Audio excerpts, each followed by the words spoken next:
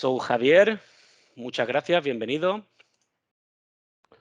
Thank you very much, Jose, and thank you to the organizers for the invitation. I'm going to share my screen.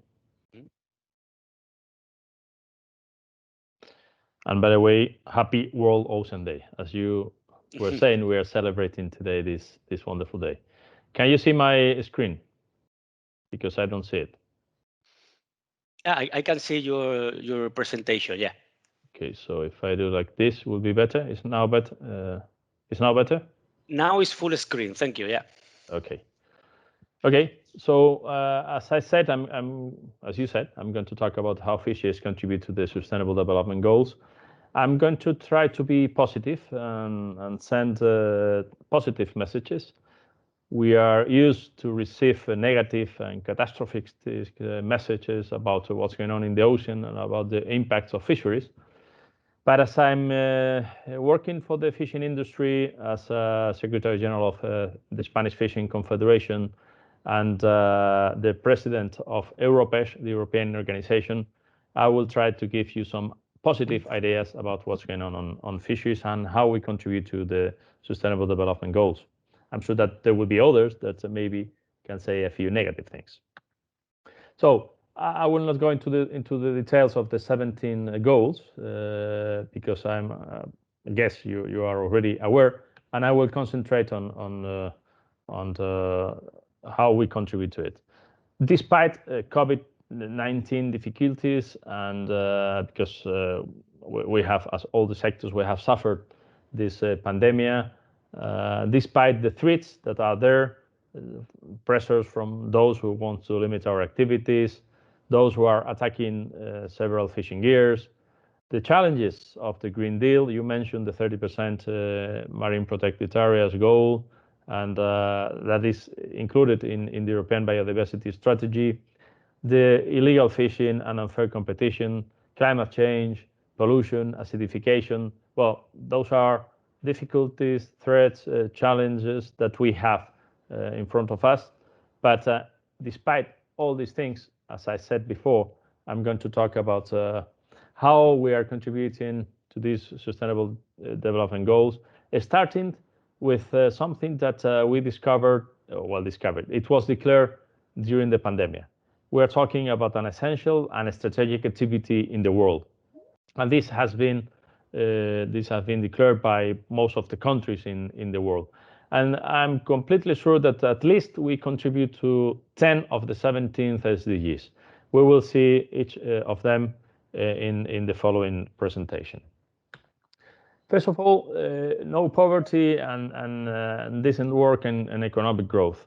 1 in 10 people approximately rely on fisheries and aquaculture for their livelihood. You were mentioning that the title this year was The Ocean Life and Livelihood. Well, a lot of people is dependent on fisheries. Actually, according to FAO, 880 million people depend on the fishing value chain, and around 200 million people works directly or indirectly in marine fisheries. Those are important figures. And concerning decent work, the SDG number 8, we are promoting the ratification of International Labour Organization Convention 188, which established the conditions for on board of the vessels. By the way, thanks to the agreements between Europêche and ETF, the European Transport Federation, the trade unions, the European Commission had to propose a directive that finally was approved to transpose to the European Union legislation the Convention 188. Not all the member states have already ratified, but we hope that sooner than later they will do it. And in order to avoid poverty and hunger, our people, our fishing industry has been donating fishery products to social organizations and institutions, mainly during this pandemic. They do it all over the year, but mainly during the pandemic, it has been something that is there, and it's a demonstration about how we are contributing to that. Yes, a few pictures that I took myself from different vessels. left bottom trawler in the Mediterranean, to the right a poor seiner, and to the right down an almadraba, which is a special gear to fish bluefin tuna in the Mediterranean. Also, following these two goals, our companies in the world have been helping to build kindergartens, schools, and sport schools for the children in these countries, not only in the European Union, but also in third countries. We have been supporting for social interest foundation. We have been building houses for our workers and families. The companies have been donating essential items. We have been betting for labor inclusion and giving scholarships and students' aid programs. When we talk about fisheries, we don't only talk about a vessel and a fisherman. We need to talk about the importance of the value chain. We have to multiply by 5 the impact. There are many people who are responsible for bringing fish from sea to the plate, the farm to the plate, and in some coastal areas, more than half of local jobs are thanks to the fishing sector, and a clear one it's Galicia, where is the most important in Spain. So we need to take into account fishermen, auxiliary industry, markets, processors, transport, fishmongers, import, export, etc., etc., etc. When we talk about Sustainable Development Goal number 5 and gender equality, it's a reality that women represent 19% of primary activity and 50% of secondary activity in the fisheries world, and 40% of artisanal fishing is carried out by women. So worldwide, women represent approximately 50% of the seafood value chain, and this is very important. In our case, in Spain, they occupy around 35.4% of the value chain. If we talk about zero hunger and good health and well-being, I think that fish represents 20% of the animal protein consumed daily by 3.1 billion people, and 15% by another 1.3 billion. These are figures from FAO. And more than 1 in 8 adults are obese, and 1 in 3 women of reproductive age has anemia. So, and we see how the trends are of people who has not enough food. We see that in spite of the fact that the trend has changed in the last few years, it's still a serious problem. So fish is a very important part of their food. Following these 2 goals, we see here that 95% of artisanal fishing landings are for local consumption.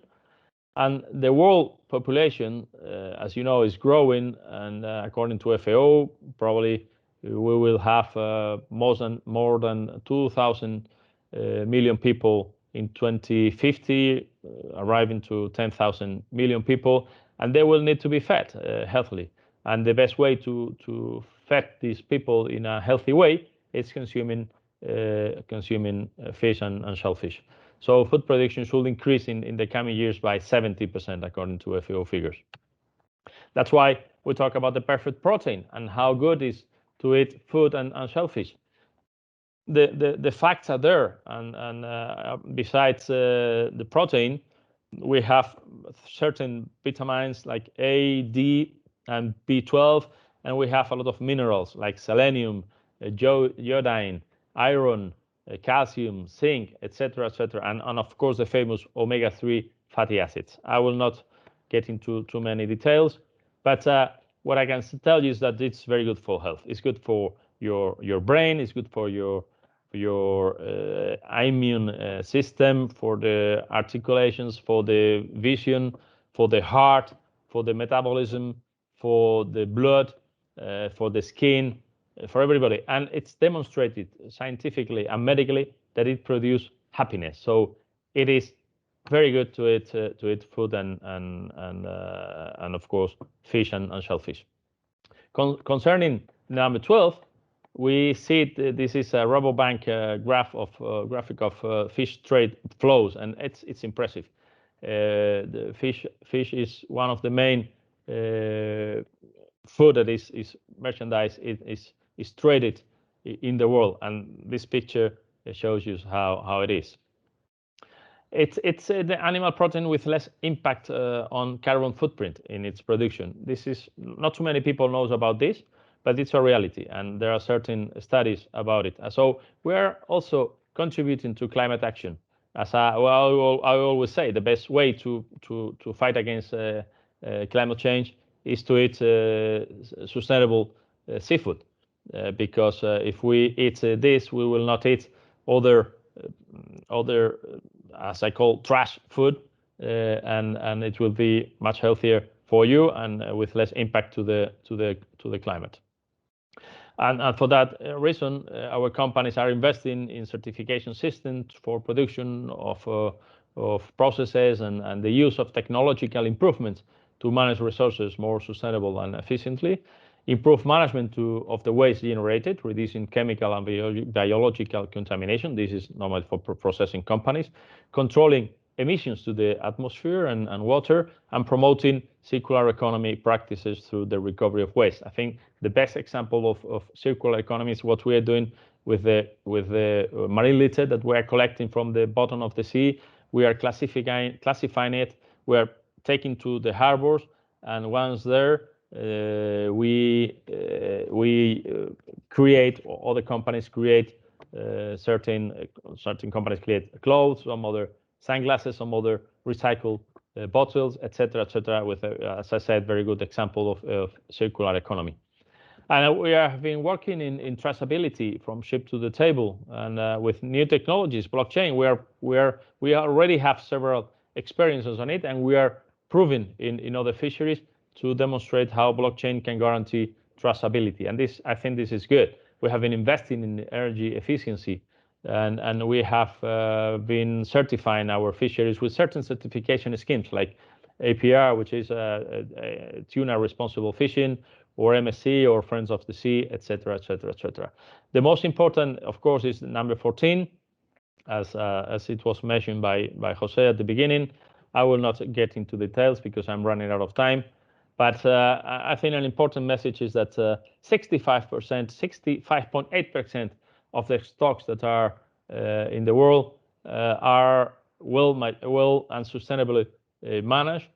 There are 24.22% that are overexploited. That's a problem, and we have to concentrate on those to recover those species and to guarantee 100% of the stocks are exploited in a sustainable way. And we think that this is possible. Well, we have worked in several measures to get this. I will not go into details, but I can assure you that we have been working, and we are working on selectivity on fishing gears, on technical measures, etc., etc., etc. Then, concerning number 16, we are promoting the state of well-being at national and international levels, and to guarantee equal access to justice for all, to reduce corruption and bribery in all its forms. It has happened, but in the past, and we are trying to avoid that this happens in the future. We have initiatives like the Tuna Transparency Initiative that is going in that direction. And what we try also is to do that and expand that in the international organizations like regional fisheries management organizations, looking for a level playing field in all the areas in the world. And lastly, the number 17, partnership for the goals. I think that it's very important that the fishing industry works with the scientists. We are doing that, works with some NGOs, those who are responsible and are trying to find solutions to the problems that are there in the seas. And also with companies that are providers of the different services. So this is something that we are doing, and we want to continue doing in the future. So my last message: please enjoy eating fish and shellfish. You will be healthier, but also very important, you will be happier. Thank you very much.